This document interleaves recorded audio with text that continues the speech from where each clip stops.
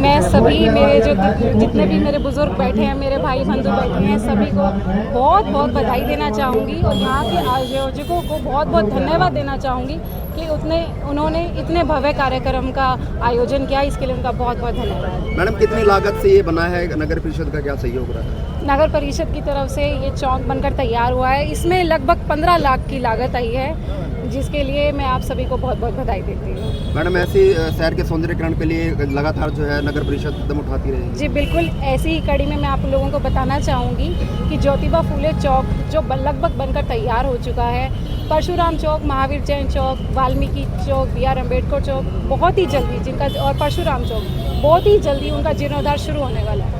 ऐसा पहली बार हुआ जब शहर की सरकार और हल्के के विधायक एक साथ नजर आ रहे हैं। जी, ये कोई राजनीतिक प्रोग्राम नहीं है, ये एक समाज का प्रोग्राम है और जैसे समाज ने हमें यहाँ आने का न्योता दिया, हमने बिल्कुल हाँ भर दी। ये एक भाईचारे का प्रोग्राम है, ये कोई राजनीतिक दृष्टि से इसे ना देखा जाए। ठीक है मैडम, बहुत बहुत धन्यवाद। रणदीप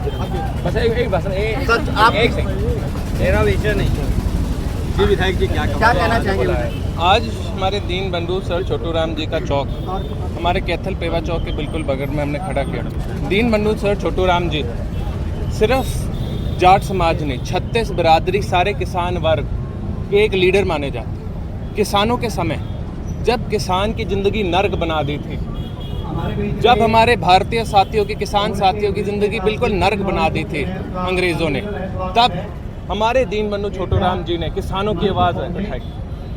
वो जाट हो, वो हिंदू हो, वो यादव हो, वो गुज्जर हो, वो मुसलमान हो, वो सिख हो, उनने सारे किसानों को, सारे मजदूरों को एक करके आवाज़ उठाई। और इसलिए उनकी लड़ाई, उनकी आवाज़, उनका संकल्प, उनकी आस्था आज भी हम सारे के खूनों में बहती है, आज भी हम सबके साथ जिंदा है।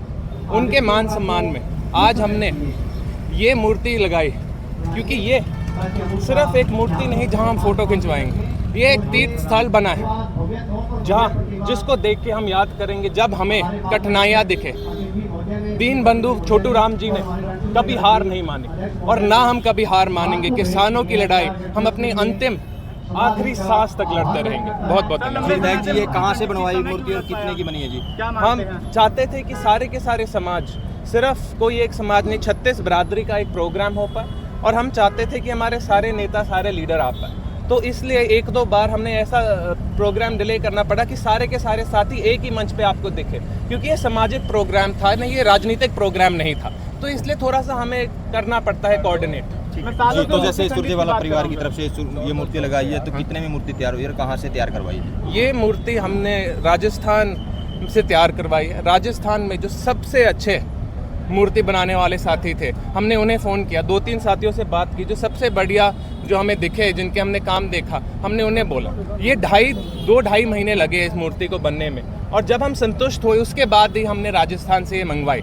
जब तक हमारी संतुष्टि की थी नहीं, तब तक हमने उन्हें बोलते रहे कि उस पर और काम करना पड़ेगा और बदलाव होना पड़ेगा, क्योंकि ये मूर्ति सिर्फ हमारी ज़िंदगी नहीं, मैं तो बोलता हूँ ये सदियों सदियों आपको कैथल में आपको ये मूर्ति दिखेगी और हमें याद दिलाएगी जो संकल्प दीन बंधु छोटू राम जी ने किया था, वो सदियों पुराना नहीं था, वो सदियों साल तक चलेगा और ये मूर्ति भी उनके साथ इतनी लंबी ही चलेगी। जी, तो लागत कितनी आई है जी?